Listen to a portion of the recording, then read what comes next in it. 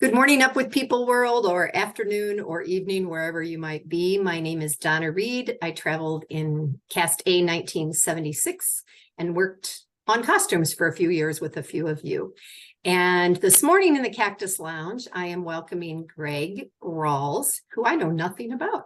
So Greg, welcome. Hey, how are you? I'm good. Thank you for joining. So my friend Barb Smith Gutierrez, is the one that gave me your name. And she just said she thought you were an interesting man. So That's very kind. tell everybody here, I kind of start with, where you're from, where you saw a show, and maybe how you got involved in Up with People to begin with. From South Carolina. Okay. I'd finished, was in the middle of my first year at University of South Carolina. Saw a thing in the paper that Up with People was coming to town. Had some vague memories from the TV special a couple years earlier. Went to see the show, thought it was incredible. Wasn't really enjoying college that much at that point, so I thought, let's try an alternative. So I applied, got accepted, convinced the folks to let me go. Took a lot of effort there. Yeah. Great year, and came back and went back to college and finished it all up. So you did the epitome of the gap year thing before we even called it that. That's I didn't know it had a name at the time. No, I don't think it did. And what year was that? What cast did you travel in? 75A and 75B. We were the bicentennial year. Right. And I was in the college cast, and they used to have it split up. And then the second semester, they merged us all together in the same cast. Okay. That year, that's the year I saw a show. I was a senior that year in high school. So I saw Cast C. And when I remember somebody saying to me, because they spent so much time in Ohio, the old John Denver song, I spent a week there one day in Toledo, Ohio. And I know that they were all so tired of Ohio. The small cast. So was Cast B at Blossom Center in Cleveland when several casts got together and did a great big show there? No. No. Okay. I don't know. I'll have to find out sometime from somebody that was in that group because I was pretty sure it was more than one cast, but you all were divided up into such small groups that I think it rarely came together. And I mean, we would really be in different parts of the area, the country, and don't remember that many times coming together doing the full show. And I left a little early to go back to summer school. Because in the bicentennial year, they kept the cast together well into July. Right. And so I was gone by early June. Okay. That's when I think that's when our tour ended. And then they also did a summer thing because there were people that came together from some of the different groups that kept traveling in that summer. So Greg, when you joined, besides the fact that you weren't that thrilled with college at the point, were you attracted to the music? Were you attracted to the energy? Were you attracted to the why of Up with People? Like what drew you, do you think? It looked like fun. It looked like a different experience. It looked like something that was intriguing to go different places. Didn't know at that point that we were going to be in the United States the entire time. Right. Yeah. Kind of a disappointment at first, but then later I saw parts of the U.S. I never would have seen otherwise. And I saw them in great depth. Right. So, I'm from the Southeast, never been out West. And, I've ridden a horse across the prairie doing a cattle branding in Wyoming. I mean, awesome. Don't give me chances to do that kind of thing. So, just a lot of exciting experiences I never would have had.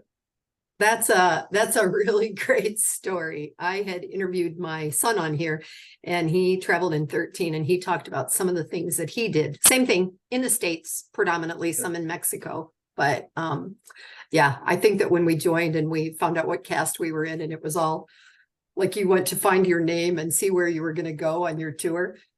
because we finished that bicentennial thing in the fall of 76. So it was the Yeah. same way. It was a whole lot of the US. Yeah, y'all did the same show we did then, didn't you? Yeah, we had very small changes in January once 76 was over. So they took out 200 years, Yeah. you know, and put in a couple of others. Yeah. So when you were on the road, Greg, did you end up doing PR? Do you feel like you were what they call now a basic cast member, or what? I was a BCM. I did PR a couple of times. It was interesting. But mostly a BCM. Okay. All right. So now you came back home and you went back to college. You went back to the same college, I assume? Yep, University of South Carolina. Okay. And what did you major in? Biology. With a minor in Biology. chemistry. Yeah. Okay. And then did you work in that field when you graduated? Found out there's not much you can do with a BS in biology. So I did a lot of different things over a year, and then I went back to school and got a Master of Science in Public Health. Oh, interesting. So has that been your career field predominantly? That ended up being my career. I was a industrial hygiene major, a epidemiology minor, Wow. and so I spent the rest of my career working in industry and toxicology, safety, health, that kind of thing. So you still took the biology, you just kind of curved it Yeah, I just into specialized another. it. Yeah, in an arena. That's interesting. All right. So now I've seen your Facebook page, and are you retired from public health and doing this other career? Yeah, I retired at 55, and so that means that's been retired for about 12 years now.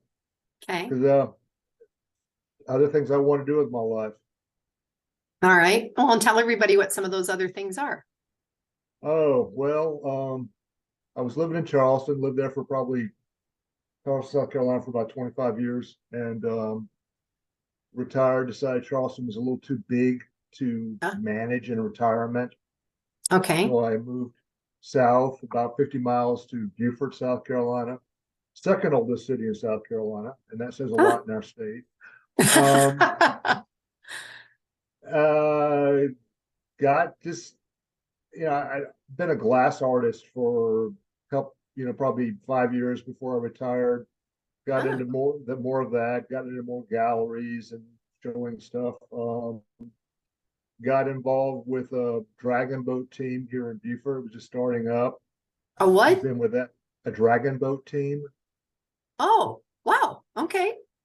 You're in Arizona. You don't have water, do you? No, we don't have a water for dragon boats. We do have a couple of little lakes that we stock with some fish, but dragon boat's 42-foot boat with 20 paddlers, and you race competitively. Nice. And we're a nonprofit that we raise money throughout the year, mainly with a dragon boat festival we have every summer. And all our money goes to our cancer outreach program. We do a really kind of a unique thing with the money we raise. We give grants to cancer patients for things that traditional means insurance and such doesn't cover. For example, you're diagnosed with stage 3, stage 4 cancer. You suddenly can't work. Well, you don't have an income then. So how are you paying your rent or paying your mortgage? How are you paying your utilities? And we jump in and help cover that kind of thing. So all of the non-health stuff that still exists. Yeah. Well, but we have also paid for prescriptions. We've arranged transportation to go to treatment. Down here, and we stay very local, just to the 3 counties right here in Buford. But a lot of our patients go up to Charleston to the medical university for treatment, and we take care of their transportation for them. Oh, So, nice. Yeah, nice. It's really kind of a cool way, and it fills a real gap in their lives. Wow. And how many years ago did you do that? Did you just have a group of friends that like you decided you're going to do dragon boats and you did the nonprofit, or like did one come first? They have a film festival here. Okay. And my first year in Buford, they showed a documentary called Awaken the Dragon. which is a documentary about the Charleston, South Carolina Dragon Boat team. Ah, And theirs is a very strong cancer survivor dragon boat team. So a lot of cancer survivors are on their team. wow. And 3 or 4 women saw the documentary and say, "Hey, we want to do that here in Buford." And I heard about it through the grapevine about 2 weeks later, and I'd actually paddled in dragon boats in Charleston in their festival. So I was the Okay. only guy in Beaufort County who even knew how to paddle a dragon boat. So And you need suddenly, way boom, more than one in a boat, right? yeah, suddenly I'm the coach. And that's how it all started. Wow, that's Yeah, awesome. That's we awesome. raised money, So bought boats, and all that stuff. my lack of knowledge about the Carolinas, I told somebody this the other day, man, I mixed those two states up. I really know nothing. So are you on a river or do you paddle in big lakes or where do you do this? Buford is on the Buford River, which is part of the Intercoastal Waterway. We're about 4 or 5 miles from the ocean. I Okay, can get to the beach in probably 20 minutes from here. okay, So, okay, and in Charleston, we paddle on the river too. 2 rivers surround the peninsula in Charleston, the Ashley and the Cooper. okay. And so if a mile, 10 miles, 25 miles, do people pledge? Do people pledge? Like, I don't know anything about this. Don't laugh at me. No, no. Well, for when we're racing, a race is usually about 200 meters. Oh, like So it's go. really short. It's about a minute and a half, but it's probably the most intense minute and a half you've ever had in your entire life. Wow. I'm gonna have to find a video and watch this. Yeah, That's go on YouTube. There's lots and lots of yeah, videos of dragon boat racing. that's awesome. That's very Well, the cool. cool thing is how many people in their 60s say, "I got a gold medal for being an athlete." Woo, Yeah, that's good. so it's We're fun. having a chili cook-off and we've talked about spray painting a spoon gold to have that be Yeah. the winner for the chili. All right, so this is going to be, I want to go back to your art because I've seen some of your glass on your Facebook page. You have your background blurred. Is there anything around you that's a piece of your glass art that you can pick up and show or share? Not in this room. Oh, here's something that's kind of cool. You remember when not to get political, when Russia invaded Ukraine? Oh yeah. I wanted to show my support for Ukraine. So being a glass artist, I made a pen.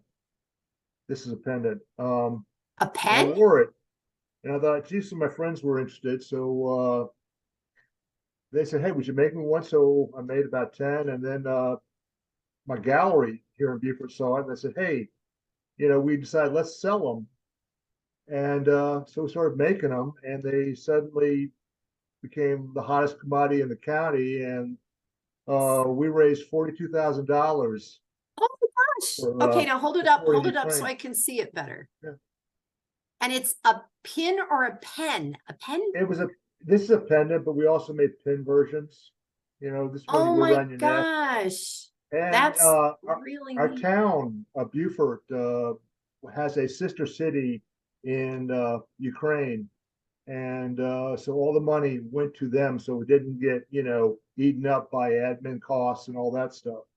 So That yeah, I is, mean, so just were they like 10 bucks? I mean, what did you sell them no, for? we charged 20 for them. Hey, we were just sticking it Okay. to people, and No, but I mean, 20 bucks, that's a lot to raise $42,000. I mean, that's a lot amazing. of glass cut.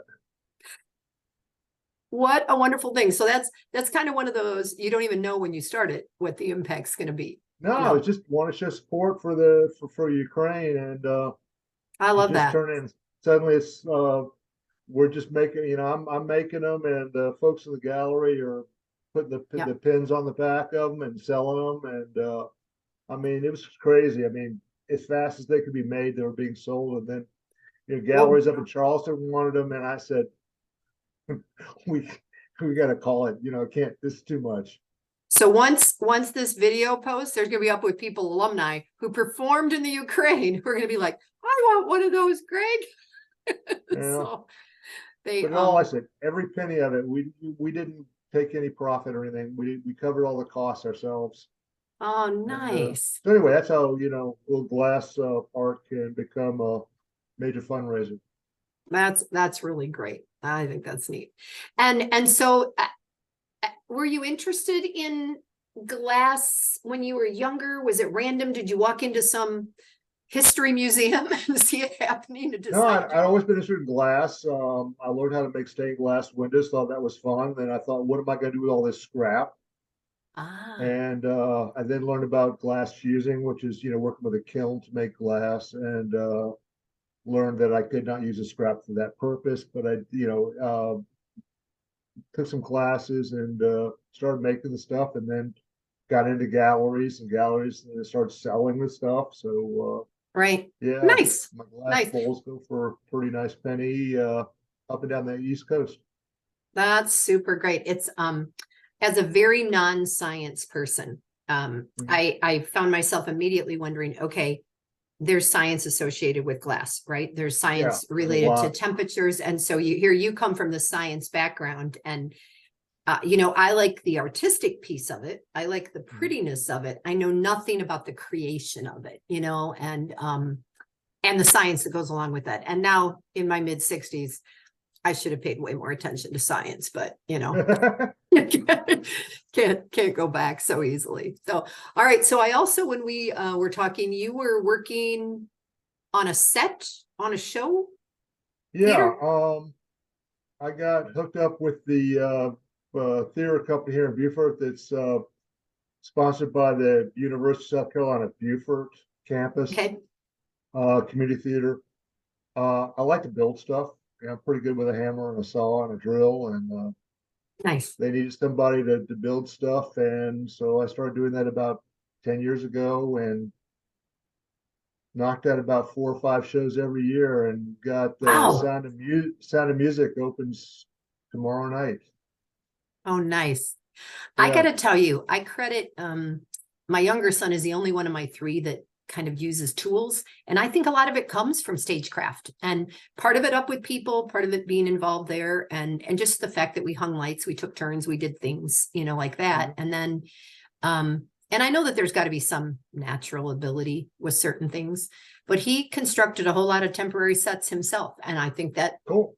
it makes a difference. So It's fun. It's yeah. creative, and you get to, I mean, like, I built an 8 foot man-eating plant for Little Shop of Horrors, and um, just created a huge Austrian villa that pops on and off the stage, and an abbey, and In and out, in and out. giant made giant jukeboxes, and you name That's it. awesome. One of my fondest memories, and I've been in Tucson 23 years, but we did community theater back in Ohio, and my kids were in Big River. Have you ever done Yeah, that? Yeah. never done it, but So, I'm approved and before. I remember it was a science teacher at the community college that helped do that set.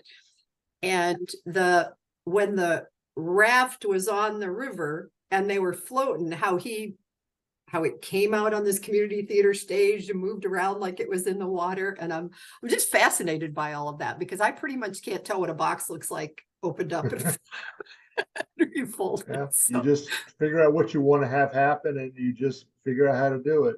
that's awesome. That's really Yeah. great. Yeah. All right. I want to go back to Up with People. And maybe a little bit more of your life. Do you have siblings? Do you have family in South Carolina? Yeah, not in South Carolina. I'm Or no? well, I have some cousins here. Actually, I'm probably related to half the state. But,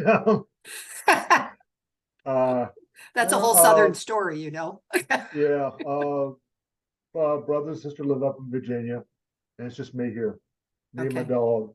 You Just and your don't live dog. around here. What's your dog's name?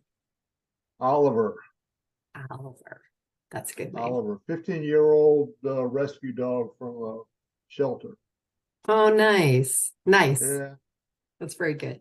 All right. So in Up with People, traveling around, you already mentioned the Wyoming and the branding, which is great. I remember going in a silver mine in Idaho. Oh, and Uh, I also learned what Rocky Mountain oysters were during that day. I was going to ask you about food. So you learned about Rocky Mountain I oysters. learned about what Rocky Rock, because we collected, because that was part of the whole branding, castration. You know, it was an amazing day, and there was three of us, four of us were there. Two other people that were in PR, because we did this when we were in Lander, Wyoming, Oh, and we performed in we had Lander. one of the staff members had come in early, and she joined us for that day. So yeah, Wow. and my host said, "You know how to ride a horse?" And I said, "Yeah," because my sister had one, and I'd ridden it for her. She'd broken her arm, so I had to exercise the horse for a whole summer. And yeah, get on her English saddle and just ride it around. Yeah, I can ride a horse. I found out what that horn is for on your Western saddle. It's to hang on for dear life. That's what that thing's for. And when you get off, are you able to walk? I mean, that's like half of it. Yeah, that was kind of, yeah. I think we all, part of the thing about Up With People is I think we just said yes. We just did things, right? You know? Well, you know, I'm here. How many times do you get a chance for an opportunity like that? And if you Right. don't take it, you're wasting your Right. time and Up With People. Yeah, agreed. Have you ever had Rocky Mountain oysters again? I'm sorry, what? Did you come away from that adventure tasting Rocky Mountain oysters? Did you ever have them again? No, never would. No, no, No, that's what I no. wonder. Is there any food that you tasted along the way that was totally unique to your upbringing that you love? Not really. They fed us spaghetti all the time. There's Yeah, so many jokes about that now, especially with all the gluten-free people. yeah. With a That's lot. just, I mean, literally everywhere you went, that's what they fed you, and it got really old. You know, like we were in Montana, had lamb for the first time. In Colorado, they had a game night dinner for us once, and you know, like buffalo and things like that I'd never had. Right. Um, yeah. Yeah. Funny. Um, so because your tour was predominantly in the States, have you traveled abroad? Have you ever had the desire to go somewhere tremendously that you haven't been that you'd still like to do? Been to Europe several times. I was in the Navy, and they sent me to Japan for a while. So yeah, then when I worked for Alcoa Aluminum for most of my career, and I got sent to Europe a lot.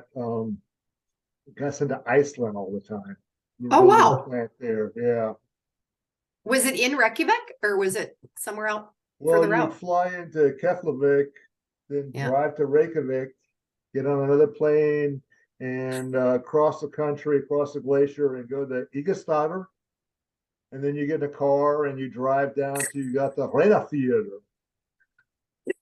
Good. Nice job. Yeah, I can't believe I can still pronounce those words. It was quite a trip, but yeah, go over there every couple of months. That is now one of the top tourist areas. Iceland has done an amazing job of marketing themselves including where if you had a flight that went through Reykjavik on the way to, like my son and I were on the way to Paris, you could stop for, I want to say up to 2 days, and there was no additional price tacked on to go. Now we were only there like 24 hours. But we did that. We flew through and we spent just some time in the city, the Blue Lagoon, some of the basic stuff. But more and more people are going there for adventures. Yeah, it's probably getting inundated with tourists now. And we were, you know, the western side of the country where Reykjavik, Keflavik Yeah. are the civilized parts. We were Right. on the eastern shore, which was much more rural and far fewer people, and Interesting. just gorgeous place. If you ever go Wow. back and you get out in the country, you want to go in the late spring after the snow is melted, because there's just Okay. everywhere you look is waterfalls everywhere. It's Nice. gorgeous. Nice. I remember there was a girl that took care of us at the Blue Lagoon, and most of their names, to me, it was like Finnish. I mean, you'd look at it and had no idea what their names were. And hers said like Marie or Maria. And we went, are you native from here? And she goes, yeah. And you're like, your name is Marie? And she goes, no, my name is blah, blah, blah, blah, blah. But she goes, nobody can say that. So it's Marie. Very hard language. I spent hours trying to, and Pronounce it. it sounds that, if you speak English as your native language, that your mouth is just not used to forming. Right. Yeah. So, All right. So I want to go back to the show. Were there any songs? I don't know if you've been to reunions or if you've listened to things through the years, but is there any song that really spoke to you from a music perspective? And you can't say Roads. Roads ended all of our shows, so please don't say that one.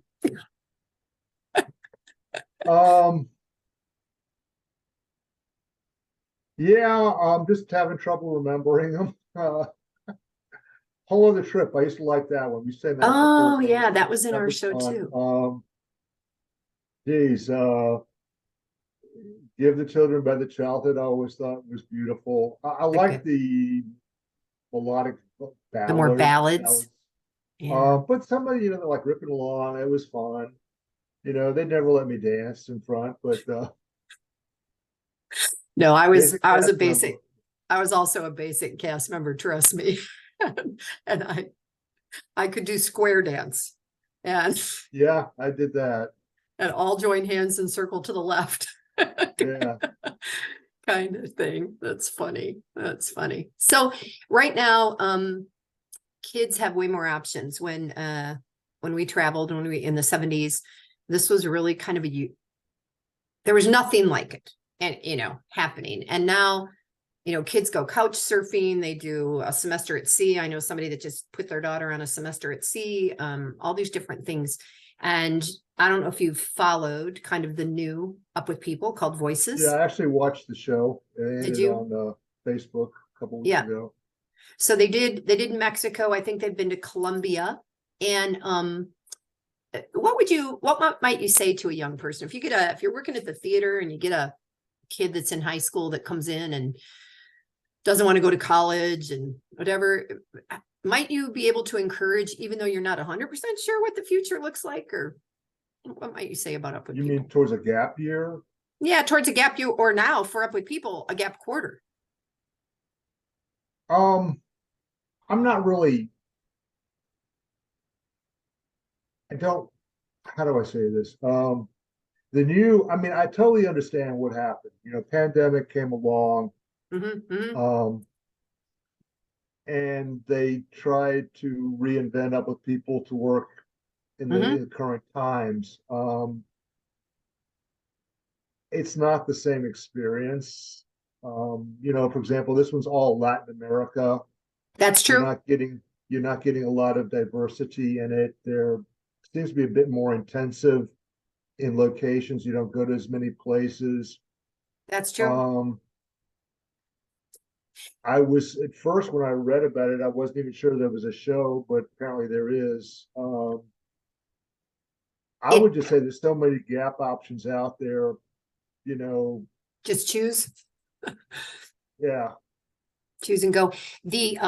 I've been working, whatever, as much as I can to kind of see what's happening with the new Up With People. And it's never going to be what it was, when we traveled. However, there are several alumni who have children in this group who they feel are learning and living and growing exactly the same way we did.